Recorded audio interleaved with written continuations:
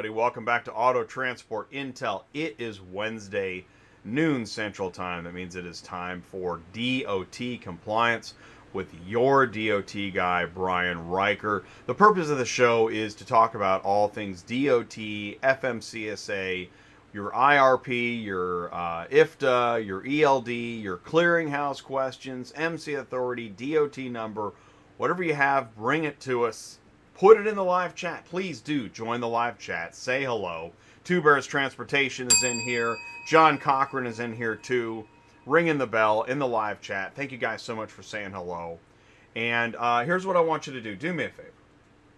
Go ahead after you leave a like. And thank you for doing that. I sure do appreciate it. You see below the video, click share, click copy, grab the YouTube link, text it, email it, share it on social media, and throw a life preserver to a friend. We're going to be live for the next 30 minutes, and we're taking live questions. I'm not the expert, but we have Brian. We're going to go to him in a minute, and he is going to we're going to read your live chat. We're going to answer your question. Free expert advice right here, right now. Now, Brian has a company, and we can give you the link and put you in touch with Brian if you've got further requests. But really, here, right now, we're going to talk about DOT compliance. Don't forget, if you have... You're at square one. Go to autotransportintel.com. This is carriers, brokers, dealers, dispatchers, etc. If you're building an auto transport business, go to autotransportintel.com. Now, I'm not saying you're going to make a pile of money day one. I am not saying that, nor do I ever say that. But we know that you have questions. It's better that you get some answers than run around out there and be the next flip of the week. All right? All right, please do jump in the live chat. Say hello. We got some more. We got BM. We got Vlad. We got John G. We got Fritz. What is going on, everybody? Thank you so much. It is great. Auto Transport Intel is growing, and you're part of the movement, so thank you so much for doing that. It is time. It is now 2 after. Let's say hello to Brian Riker. Brian, can you see me and hear me okay? Yes, I can, Jay. Good afternoon. Can you hear me fine? Coming through loud and clear. Look good. Great day. It's a beautiful day. Oh, absolutely. I thought it was going to be lousy. It's high winds. I'm in central Virginia, somewhere south of Lynchburg, but high winds, but it turned out to be a nice blue sky out. It was kind of crappy when I left our Pennsylvania lot this morning. Right. So what is your mission this time? Delivering a truck? Delivering a used wholesale truck to a customer down in North Carolina, hopping on an airplane in Raleigh-Durham at 6 o'clock tonight, and I'll be in Chicago before bedtime, and then coming out with a stinger to visit one of our good customers in Pennsylvania and call it a week. It's awesome, man. Awesome. Well, all right, let's jump into let's see if we got any questions in the live chat. If we don't, we'll go to news articles. But I will say this. Two Bears is in here. And he says that he wants to try to stump the pro. So, thank you so much, David. We've got it here. I bet you can't stump your DOT guy, Brian. And there is David, and there's the stump. It's all happening.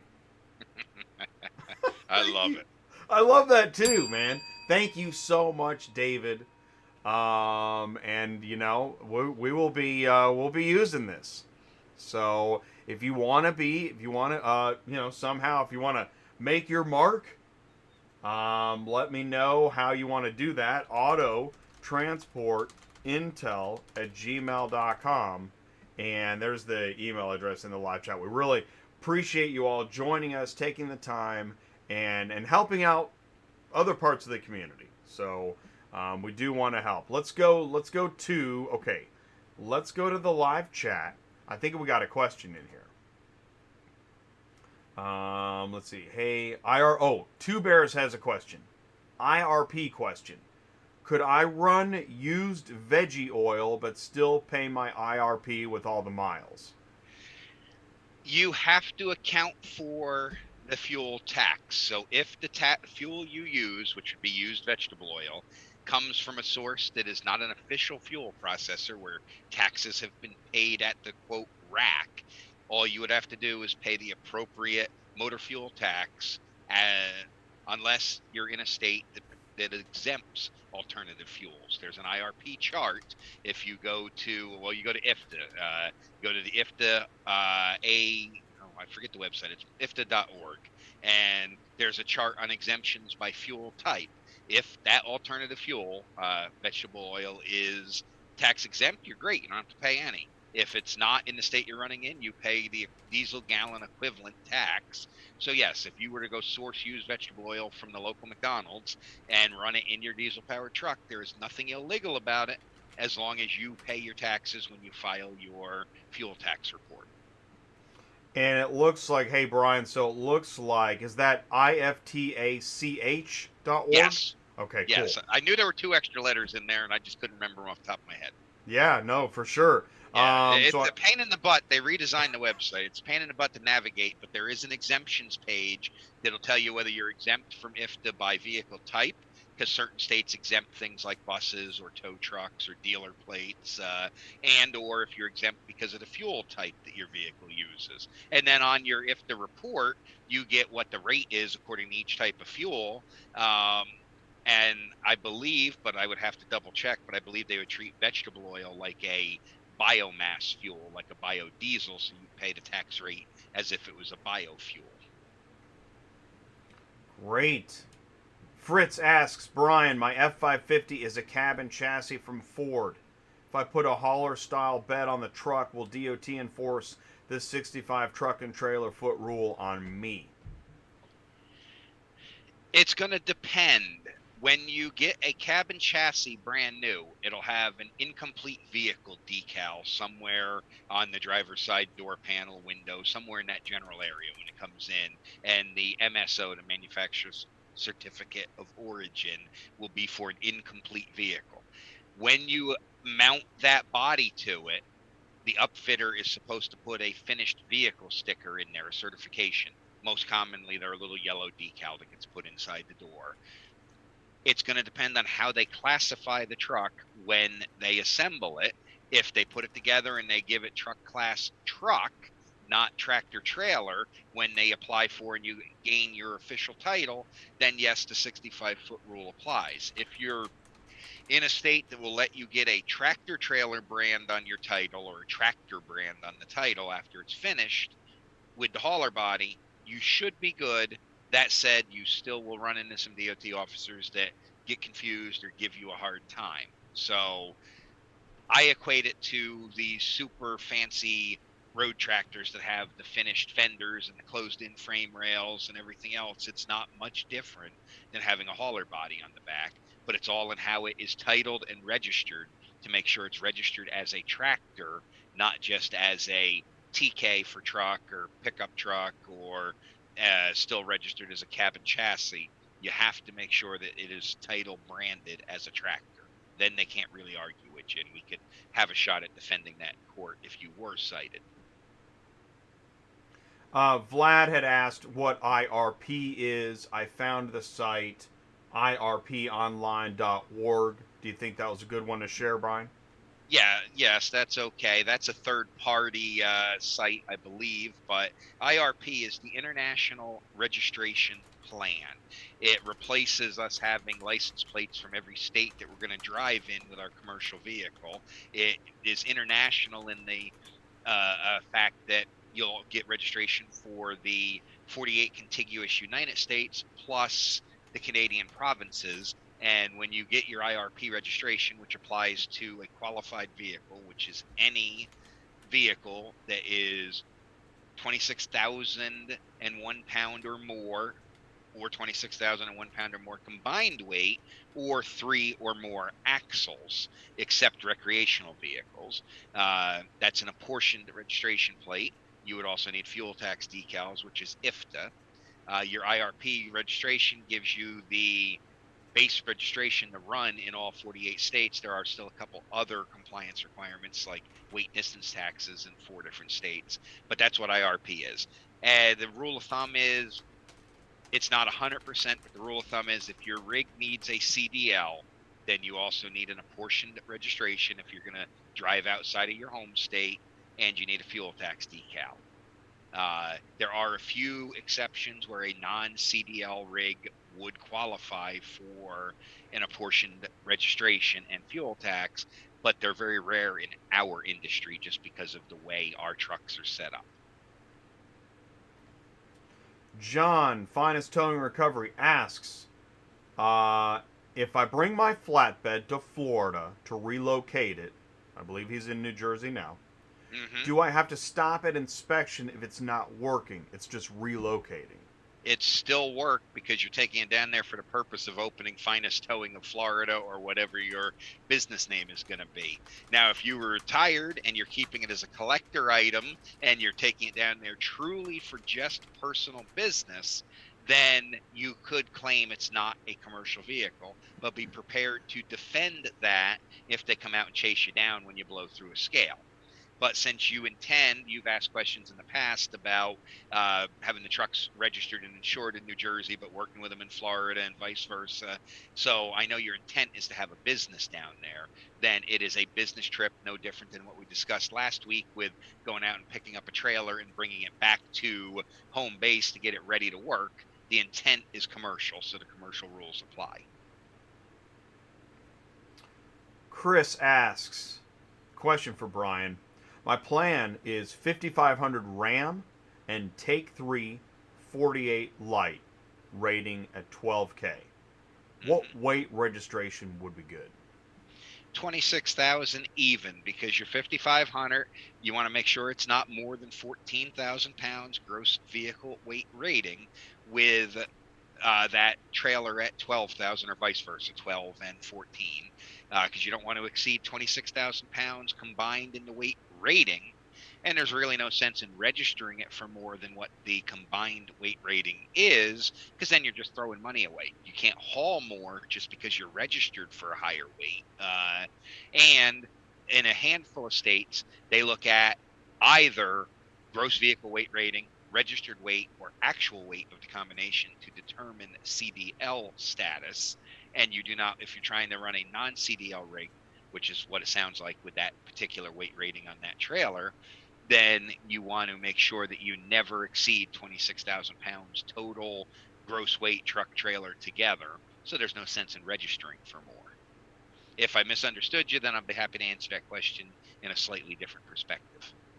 Well, and that's where I put Brian's contact link, fleetcompliancesolutions.net. You can also type in YourDOTGuy.com. And you can feel free to contact Brian. So let's do, got a couple here that I pulled out. Oh, wait a minute. Before we got a possible stumper alert.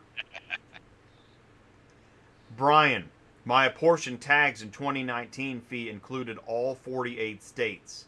This July 2021 will be 2 years. I've only been to 6 states. My next fee should be based on my travel states and pay less? You're still going to pay the same base price for your plate in most states. However, you will not have to report estimated mileages. In your first year, they hit you up with average estimated mileages in every state until you've run a full year and we can see what your average actual miles are. You may see a few dollar difference in your renewal, but no matter how you look at it, they want to get their $1,200 or $1,900 or $2,200, whatever your weight class is, for your home state. You'll find that apportioned registration base fees vary wildly from state to state. It's not a set fee that no matter what state you buy that license plate in, you get a better rate. You'll find that they do vary wildly. The only difference is now you'll actually be paying the money to the states that deserve it, the states you ran mileage in, instead of just paying off of an estimate, which is based on every apportioned license plate in the country and the average amount of miles run in a state. That's really your only difference. Okay, Brian, do I have to have my ELD plugged in if I'm picking up a new trailer, taking it back to Delaware, but not working yet, just trying to get started? That's the same answer as last week. Yes, if you're bringing the trailer back because your intent is to use it for business, if you already have DOT numbers and have an ELD, unless you're leased on to somebody else, they're going to look at you as you already are running a motor carrier, and they don't want to hear the trailer's not in service yet or not, because they know you bought it for business purposes. Now, if you're currently leased on to somebody else and you're using their ELD and their DOT numbers, well, then you can't even go pick your own trailer up with that truck without disconnecting their ELD and removing their DOT numbers, or having their permission. And then it would be just like a business trip, so you would have to log it and document it anyhow. So there really is no way to get around picking up new equipment without logging it and following all the rules as if it was a paying load you're going to pick up. Empty, in service, out of service, DOT doesn't care. It's still a business purpose. Got my truck and trailer. I'm non-CDL. Do I need to post my DOT numbers if I'm not running loads, just practicing driving, maneuvering, parking, etc.? If you're not leaving your state, then the answer will vary based on what state you're in. Some states require you to display a US DOT number, even as an intrastate carrier. Some do not. So you'll have to search your state's website, just whatever state you're in, Google that state and Trucker's Handbook. And normally the states have created a little 20, 30-page guide that answers a lot of these questions. If not, you can find it from the FMCSA website. They'll have a list of states that require a US DOT number as a registrant. If you're staying close to home and local, you're probably not going to have any problems no matter what. But again, they could consider it driver training and consider it a business purpose. So, excuse me. So you probably are best off to display your numbers and treat it just like it is a revenue generating trip. And what I'm going to do is I found a link here on the FMCSA website that I think will help. And it talks about DOT numbers, etc. Also, mic check 1, 2, 3. We're already halfway through the show. Wow. Also, I just want to mention, are you picking up what Brian is laying down? This is amazing, right? Live answers. What, before this show, I think you got in social media threads and hoped for the best. And in social media, and I'm not picking on anyone that's trying to help, but in social media, you have to take it with a grain of salt, because there are some people that give you deliberately incorrect information because they think it's funny. I've seen people give people routing information into New York City, which I ran New York City for 20 years in a car hauler. And I see people give them incorrect routing information because they think it's going to be funny when the guy strikes a bridge.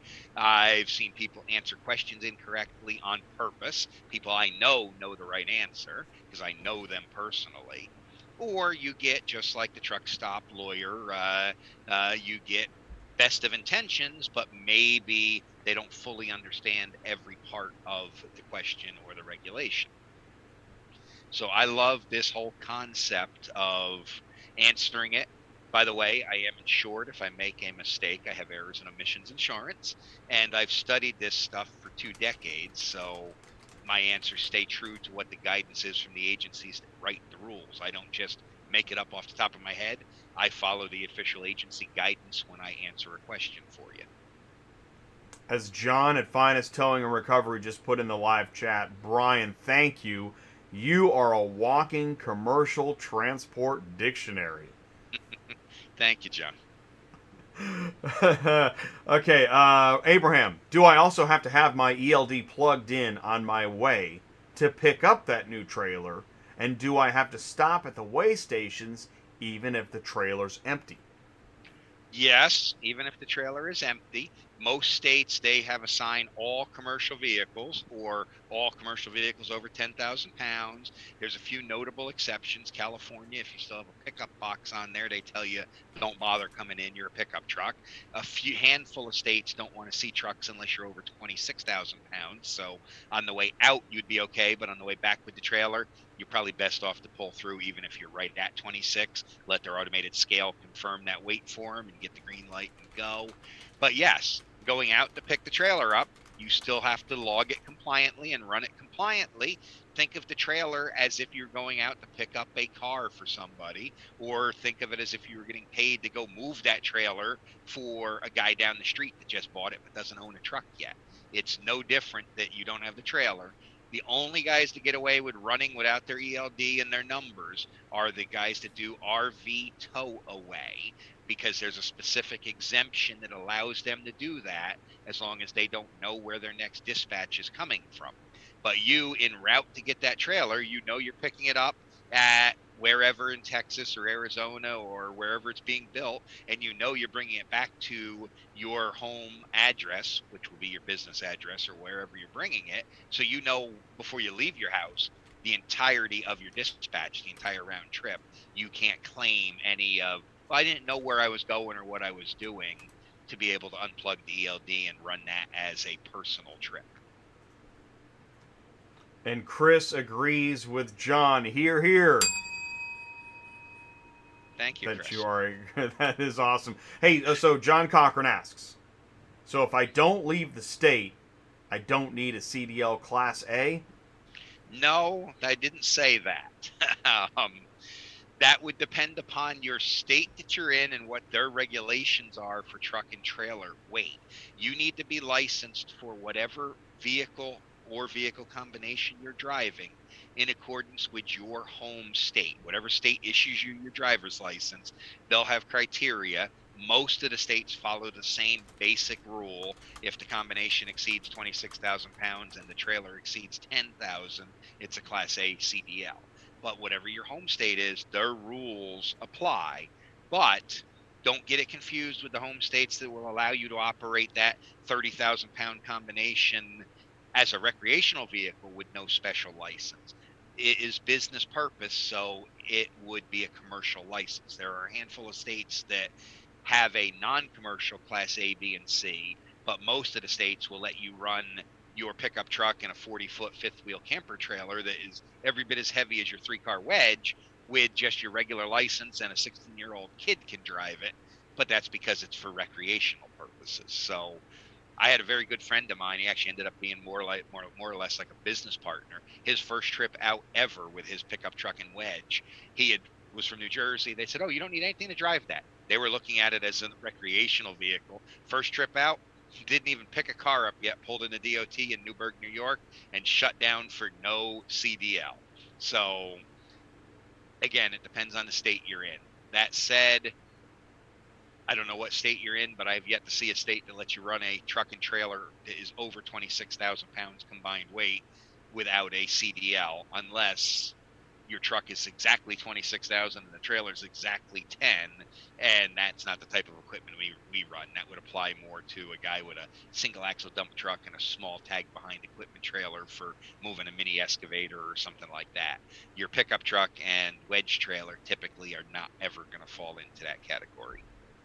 You know, I don't know how they do it, because I've been to the Odessa in Kansas City several times, and I never see a DOT officer, except for when they've got somebody pulled over outside the auction. I don't know where they come from. They probably have cameras that they sit up the street and watch in their patrol car. Manheim, Pennsylvania invites them onto the property. It's public right away in the Commonwealth of Pennsylvania, and Manheim hasn't argued with them.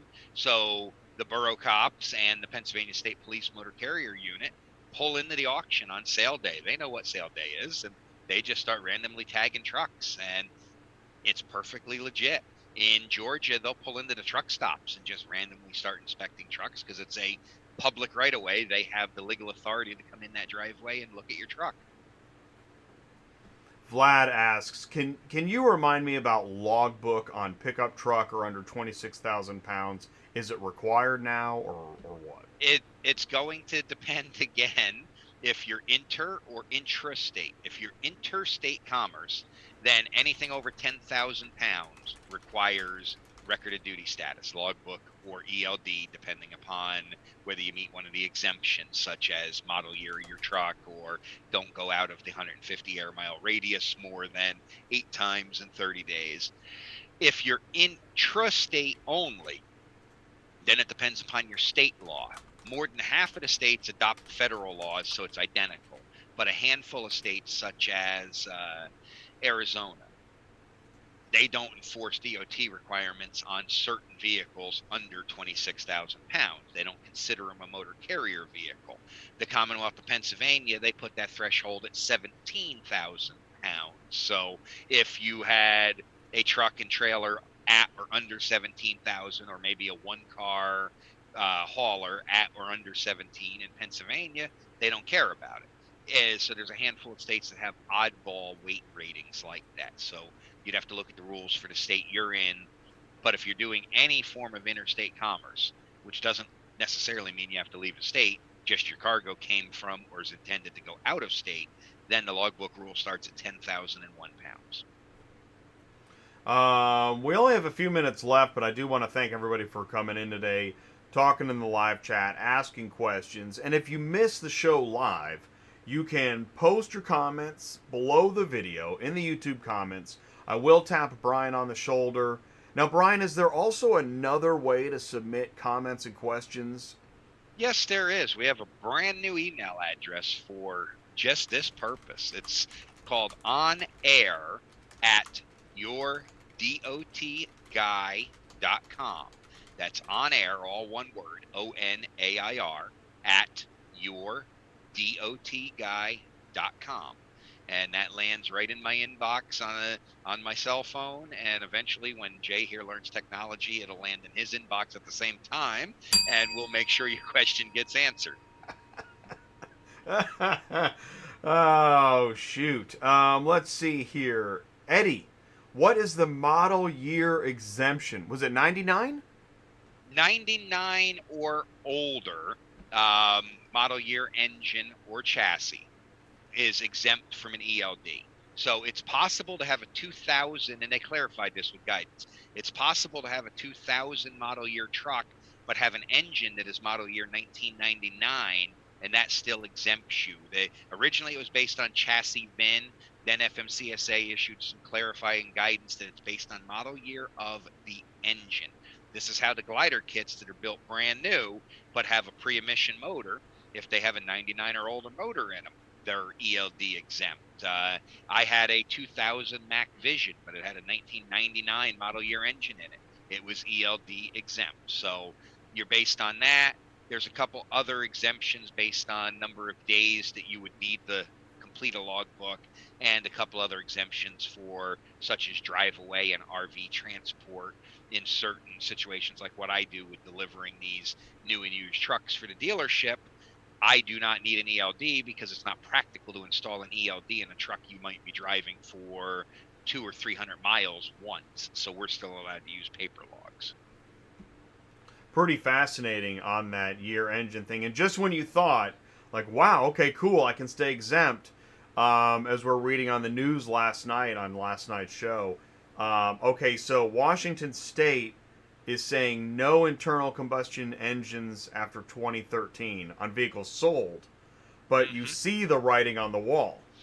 Yes, we're going to have electric and electric hybrid. We're going to have older vehicles basically be priced out of the market where parts are not going to be readily available for them. And so we're going to be going to these newer powertrains, these newer vehicles, which eventually will take all these exceptions away. That's why they weren't that worried about granting the exceptions in the first place, because they know it's probably within my lifetime, our trucks as we know it will be vastly different.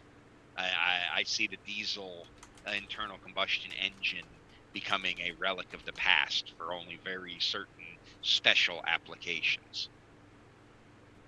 Eddie follows up, is built date month an issue, or is it just the year? It is the model year. They don't care when it was built. They look at what the model year is. So if you're going to go with the chassis to claim the exemption, it will be the 10th digit of your VIN, which will be either a letter or a number code. If it's the engine, there's an engine data plate on the engine that will say this engine meets model year whatever emission requirements.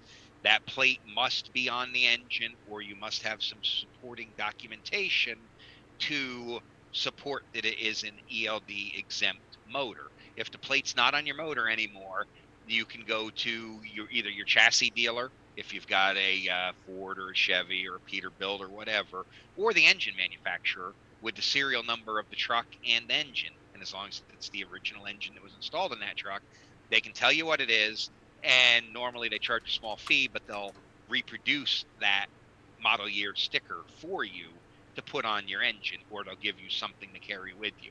Not all of your engine manufacturers are as cooperative as others because they're worried about fraud. They're worried about the DOT guy can't tell the difference between a 1999 and a 2001 model C15 Cat. So if I got an older sticker and put it on a new one, he's not going to really tell the difference. That said, you can still get the decals. They're just a little difficult to get. Most of your engines should still have the emissions compliance label somewhere on it. And on lighter commercial vehicles, such as your Ram and your Ford 450s and 550s, the emissions compliance label may not actually be physically on the valve cover of the motor. It may be somewhere on the upper radiator support or the underside of the hood. Just look around for it and find it. With the lighter trucks, most likely your engine model year is going to be the same as your chassis. It's only the larger trucks that you tend to get an engine that might be a year or two older than the truck chassis itself when it was built. And I think this could be our last question. How about the DEF? What year did that law become effective? That started with the second phase of our current emissions. So in 2004, we started with, or 02, we started with exhaust gas recirculation. 04, they had advanced exhaust gas recirculation.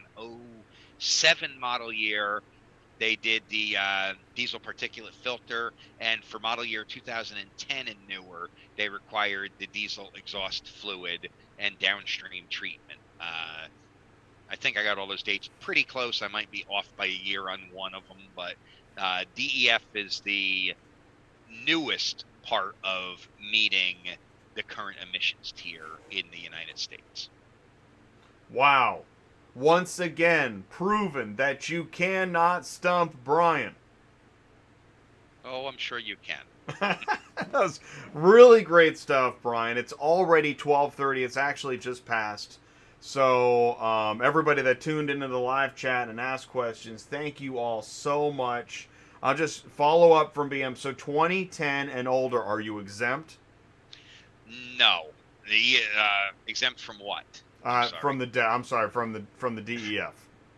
Unless your motor was built with it, yes. They were experimenting with it between 07 and 2010, so some engines may have been built to work with it. And under federal law, we're not allowed to tamper with the exhaust or emission control systems. So if it came from the factory that way, it is supposed to be on there and working. That said, there's only a handful of states that actually check emissions roadside, so you're very unlikely to have an issue with it.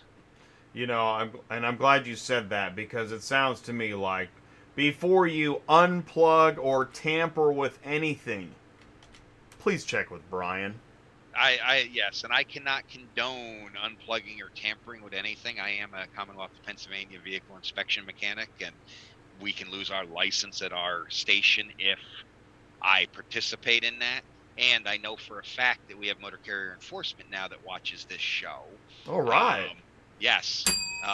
Well, and what I meant to clarify is that what I meant is because Brian can tell you what the repercussions are, Absolutely. And that may help you make the right decision.